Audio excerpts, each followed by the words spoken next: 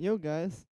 So here we are here. So we got today how to make music like Nicolas Jaar. I'm probably pronouncing that so wrong and I'm so sorry. But let's just get on with the tutorial. um so yeah, it's not really too much going on here, but a lot of people requested this one and yeah, so I wanted to go over it. And there's still like some main things that we can talk about that are pretty important. Um, so I'm gonna start out with the drums. So the drums on their own sound like this. Um, what that is so we got this clap, we got this loop from a sample like a record. We got two layers of the kick, a high one and a low one. Um, and then we got a shaker. So I'll start with the kick. Basically, yeah, so the kick is two layers. And I've covered this a lot in my other tutorials. You just get one that's got a lot of high end and no low end. And then one that's got a good low end but not a good high end. So that's what this kick was. It was originally, I'll just do this. It was originally this. And then I just took out the top end. And then there's this kick, which is like a Lindrum type kick. But as you can hear, it doesn't have a whole lot of low end. I didn't even have to filter this one because there just really isn't any low end in there. It would sound the same if I put a high pass on it. But yeah, these kind of kicks, I notice he uses a lot in his music, these like Lindrum kicks, but you have to beef them up somehow because they don't really fit in like a modern dance mix. They just don't have enough low end and they're not really powerful enough. So that's the point of adding the low end under it. It sort of takes it and makes it more modern. But yeah, not really too much to that. Like I always say, it's just about getting the levels right between the two. Because like if I turn this one up too much or too little, it just sounds kind of weird. When you get that balance right, then it works. Um, the next thing I will speak on is the whole like sampling records thing. So yeah. So Nicolas Jaar or Yar, I'm sorry again. um, he uses a lot of samples from records. And this one in particular is one that I think he's used before, actually, according to who sampled. Um, but yeah, so basically it's just this loop. I'll show you what it was in the original track. Sounded like this. So I took the parts like that. And essentially what I did with it was so I filtered out all the low end.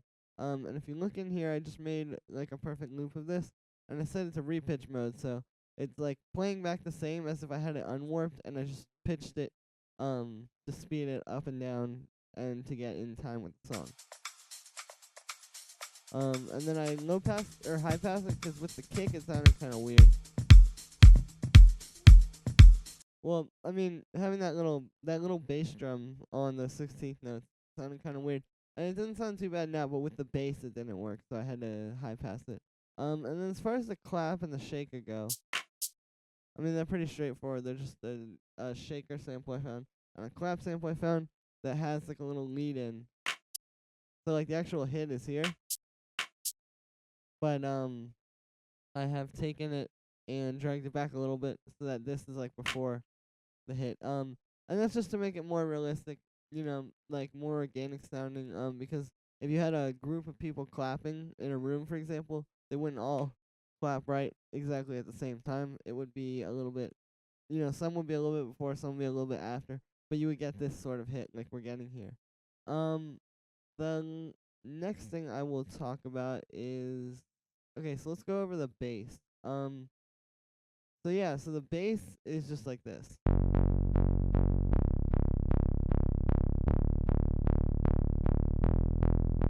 Very straightforward. I just programmed in these notes, this sort of like swingy pattern, and I'll play it with the kick so you can see. I didn't use any sidechain or anything on the bass, nothing like that. It's a very straightforward pattern. And as far as the analog patch goes, so what I did was I have the default two saw oscillators on. That's just literally what comes on it when you drop analog on with the initial patch. And then I turn on the noise and set the color all the way up so it's just playing some proper white noise. You don't really hear that too much, but it just adds a little bit of grit under the filter, especially with the a bit warmer that I have on there. And then I just have that turned down very quiet, 'cause if you turn it up too much, it kind of gets messy. But yeah, so after that we got the filter.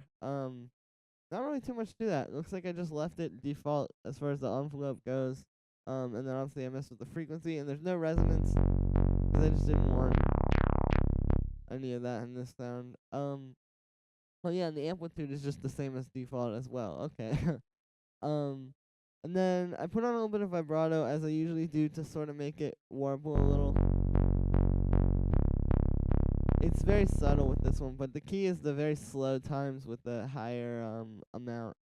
Um, and yeah, after that I just put on a bit warmer, and that's that. A bit warmer is just sort of making it a little bit fatter and a little bit more raw and analog sounding, and that's kind of like the key. Is yeah, like the sort of raw analog sounds. That's like a very very key part of this style. So you got to do everything you can in the computer to try to make it sound like you're using like live synth or something. So after that, I'll show you the lead, and then I'll show you some other cool sound design I did. The lead is very straightforward. It's just this. Um, and so what that is it's analog. I just have one square oscillator on. And then I have, okay, so the amplitude is just the same as it is by default. Didn't touch that. But then the filter is a low pass. Frequency is about there. And I've got this envelope on here with a little bit of attack. So it's like wow, wow, wow, wow, instead of. I wanted sort of like a softer kind of, yeah, like a softer kind of sound. So not too much to say about that really. But after that, I just put on the vibrato. Same thing as the bass, not the same settings, but same concept, where it's very slow and there's a lot of amount. So you get that like analog warbling. Like if I take it off, it's cool, but that just adds the last little bit of flavor. And I'll show you without all the effects what this sounds like at this point. So the sound is there, but we gotta bring it to life. So I put a reverb on there, and I think I just messed with the dry wet and the decay time a little bit too, sort of make it fit my needs here. Not too much to that, it's just the Ableton reverb. I put on a bit warmer to make it a little bit more gritty and a little bit fatter. And also just a little bit more rough around the edges. And I put that after the reverb to get a little bit of saturation on the reverb. I think it sounds kind of good. Especially with that filter, it brings out a lot of nice frequencies that can get first some reverb on them and then saturated. Forgive me if that made absolutely no sense. So after that, I have this rack on here doing the Haas effect. And I know someone always says, "Oh, you could do that an easier way. You could do that this way. You could do it that way." But this is the way that I like to do it. So essentially, what it is, the Haas effect. If you don't know, you basically take your signal and split it into the left and right channel, and what you do is you move one of them forward a little bit. So like if this is the song playing and the left and right channel are just in parallel, this is the Haas effect. The left and right channel, one of them's going a little bit after the other one, and based on how much further along you set the second one, the one that's like delayed a little bit, is how wide the signal is. So we did that. I made a rack with two chains. One goes completely to the left, one goes completely to the right. And on the one that goes completely to the right, I put a simple delay on. And now with the simple delay, that's how you're gonna make it go forward. Because essentially, what we can do with a simple delay is just like move things forward without having to without having to do any kind of like weird stuff. It literally just puts this forward 68.7 milliseconds. If that makes any sense. So what I had to do, I'll just redo it real quick 'cause it's easy. Um, yeah. So what you do is you put the simple delay on, set the dry wet all the way up, keep the feedback down, and then you have to link these because you don't want it to be stereo. You want it to be a mono delay since you're only dealing with one side. You just want it to be like one signal. If that makes any sense. Um, After that, you turn off sync. So then you set it so you can do it by the milliseconds. And then I had this at 68.7, I believe. And there you go. And you can hear as I turn it up, it really gets like that super weird kind of sound.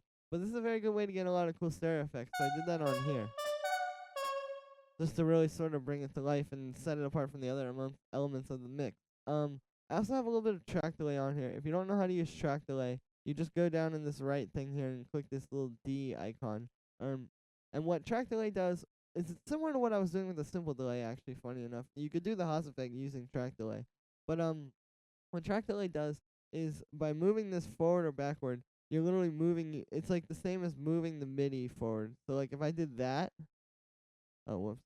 Well, if I did like that, that would be the exact same thing as doing this track delay. It just moves it forward a little bit, so it plays a little bit late, but you get a cooler groove that way. I'll show you. It sort of fit a lot better when I had it. Here's without. See, it just felt a little too weird and sterile for me, but if I put it back on, sounds good. I use it a lot on percussion too. It's really good on hi-hats. So after that, there's this last little thing I want to talk about. Well, first of all, we have this this like vinyl noise. Nothing really to that, just like a crackle sound, very standard. Obviously a common thing to be done in a lot of music. But I did something interesting with that vinyl crackle as well. So check this out. So that we have this sound. And what it is, it's this exact same vinyl crackle sound. I reversed it, I think, which you don't have to do to get this sound. I just did it because it's sort of these like peaks and parts that sort of jump with the resonator sounded a little better when it was reversed. But what I did was I used this resonator, which just comes with Ableton, and he's used this a lot in his music, and I believe he's using Ableton because they had like that one Ableton video with him, where he was talking about like how he uses it and stuff. So I believe this is the way he's doing this as well. But I noticed this sound, this like resonator sound. And the way you get that is it has to be a minor chord that's playing with the resonator. So you set these like this. I use a good way to start is to use this Berlin preset under resonators because that's what it does. It comes with like a minor chord. And I'll actually start this over and show you what I did. It's very simple. All I did was I set the dry wet up all the way because by default it comes like halfway, and I didn't want that. And then I put the note down to F sharp because that's what key of the song is, an F sharp minor. And that's all I really did. But this is like a cool way to make some interesting sounds by like just you can put anything through this resonator, and if you have the dry wet all the way up, you'll just get like a cool groovy kind of like chord that bounces around and is kind of random sounding. But I noticed that he does this a lot, and he uses these resonators a lot. So I wanted to touch on that. And I'll play this with the bass line. He's just kind of like over top of everything, just sort of moving around. And then I have this auto pan on it because I didn't want to sidechain it to the kick. I wanted it to just sort of pump independently of that and be like very rigid. So that's what I did. I just got this auto pan. Again, I'll redo this and show you. So to use the auto pan as like a volume thing, all you do is just turn this phase down all the way.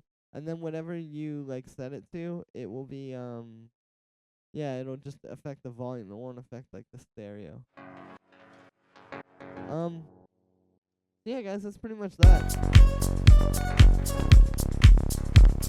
Pretty simple. And maybe this isn't the best, project file of all time, and the best thing, but I wanted to cover some techniques, and I think the knowledge and information is there in this video. So, if you like this video, give it a thumbs up, subscribe, comment, share it with someone. I really appreciate it. Go check out my sample packs. They're in the description, as well as download this project file and samples and all this stuff. That's in the description as well. And yeah, guys, thanks for all the support. Peace.